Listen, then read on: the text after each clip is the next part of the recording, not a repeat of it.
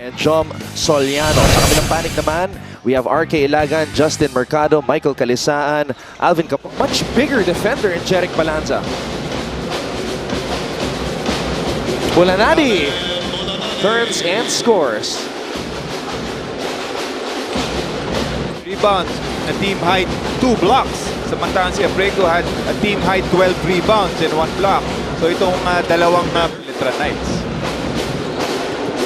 Jason David umatake and Jason David will get the basket. That's a bonus for Coach Egay Bacarea. Si Jason David, nalulungan natin.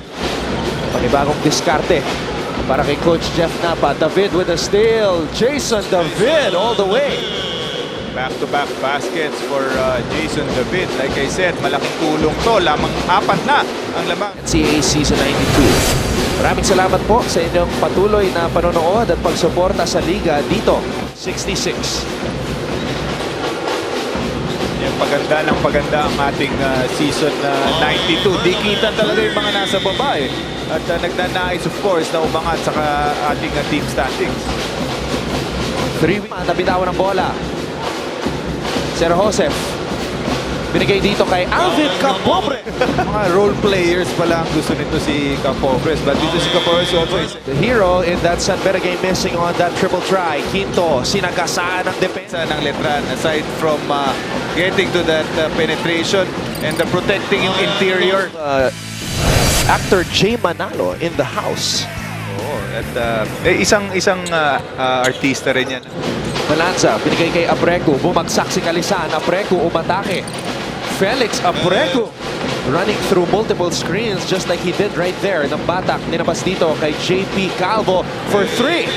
Kung gano'n ka-importante itong si RK Ilagan sa Sebastian, gano'n din ka-importante ito si Ray ng Batak sa Letran. And going back to your point kanina about RK Ilagan or si Calvo umatake. Calvo is able to scoop it up and in. 15 points na ang naitala nitong si JP Calvo, yung nag-iisang trophy para makumpleto yung kanyang koleksyon. Oo, at palagi natin nakikita dito yan. Sa basketball team. Kung sino man yun, hindi ko pwedeng sabihin. Yes. So, Nakita ko yung pilot episode nga nila.